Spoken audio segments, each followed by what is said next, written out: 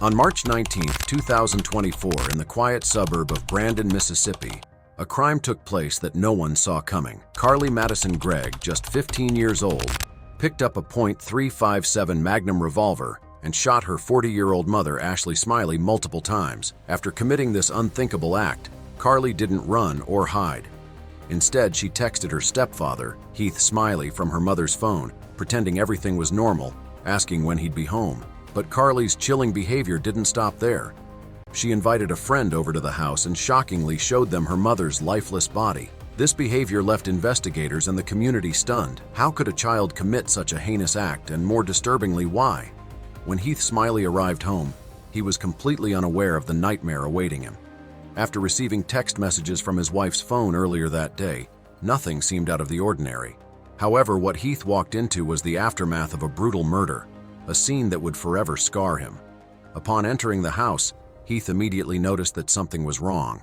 The home was eerily quiet, and his steps seemed louder in the unsettling silence. He called out for Ashley, but there was no response. As he made his way through the house, he came face to face with the horrific reality. His wife, Ashley Smiley, was dead, lying in a pool of blood from multiple gunshot wounds. As panic set in, Heath realized that Carly, his stepdaughter, was also in the house. She was not in hiding or fleeing the scene. Instead, she was calm, almost disturbingly so. Carly showed no signs of distress over what had happened. She did not try to cover up her actions, nor did she express remorse for the brutal murder of her mother. Heath later testified in court that Carly didn't even seem to recognize him when he arrived home. Her mind was elsewhere. Realizing that he might be in danger, Heath immediately called 911, and law enforcement was dispatched to the scene. When officers arrived, they found Carly still inside the home. She was swiftly arrested and taken into custody. Reports later revealed that Carly showed no resistance during the arrest. However, her behavior was described as cold and detached, further deepening the mystery behind her actions. Authorities were horrified to discover that after killing her mother, Carly had invited a friend over to the house and even showed them Ashley's dead body. This chilling detail painted a picture of a young girl whose mental state was deeply disturbed. Law enforcement officials were left grappling with how a seemingly normal 15-year-old could commit such a brutal crime and then act so casually afterward. During the investigation, Carly admitted to the crime and confessed that she had shot her mother multiple times with a .357 Magnum revolver. Police found evidence that Carly had tampered with the crime scene, including attempts to clean up the evidence. Additionally, the text sent to Heath from Ashley's phone suggested a calculated effort to deceive her stepfather and keep him unaware of what had transpired. The authorities had no choice but to charge Carly with first-degree murder for her mother's death and attempted murder for her actions against Heath Smiley.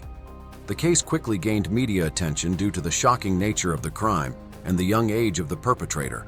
The arrest marked the beginning of a legal battle that would later focus on Carly's mental health, her upbringing, and whether she was fully aware of the magnitude of her actions at the time of the crime. We all heard Carly screaming when you walked into the garage, from the garage into the kitchen on March 19th. How did Carly appear to you when you walked in? Like I said, my initial thoughts were she was terrified.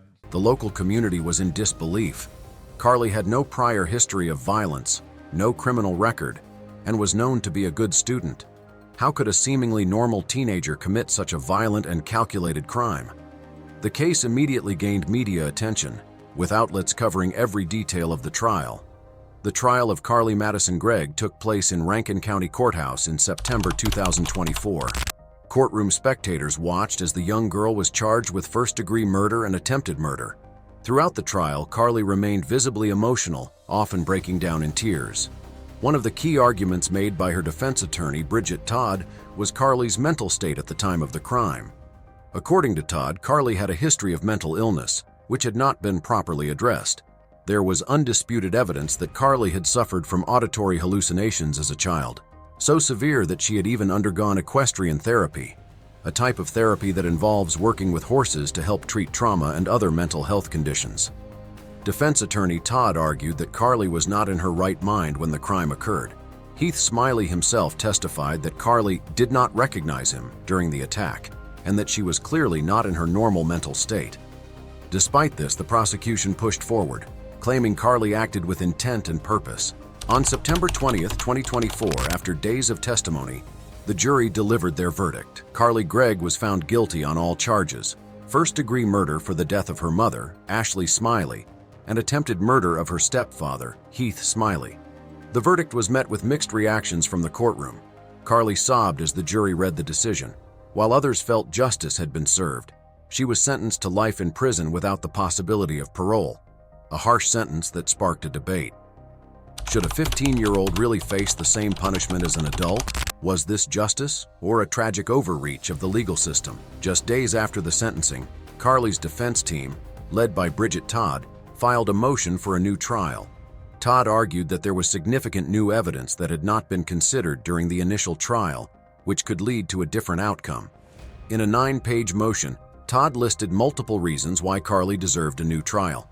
Among them was the exclusion of key witnesses who could have testified in Carly's defense. These witnesses, according to Todd, were improperly restricted from giving testimony that could have swayed the jury's decision.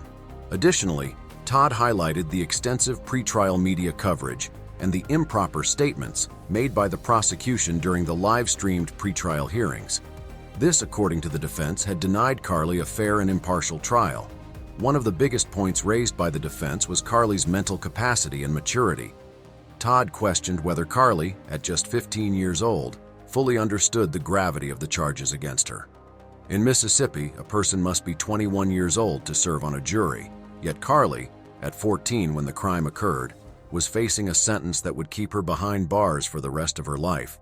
The defense argued that the state of Mississippi was applying two contradictory legal standards. On one hand, they claimed that someone under 21 isn't mature enough to serve on a jury, but on the other, they were asserting that Carly, at just 15, was mature enough to face life imprisonment without parole. Further complicating the case was the alleged disclosure of information by Carly's biological father, Kevin Gregg.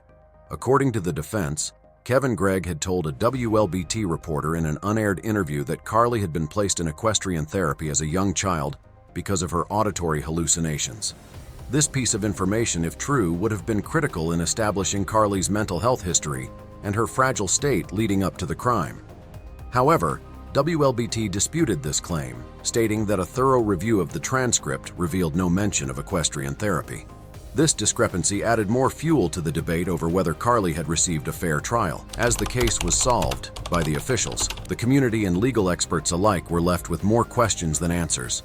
Could this tragedy have been prevented if Carly had received the mental health treatment she so desperately needed? Was she truly aware of her actions on that fateful night? Or was she acting under the influence of a mental health crisis? And was it fair to sentence a 15-year-old to life in prison without parole?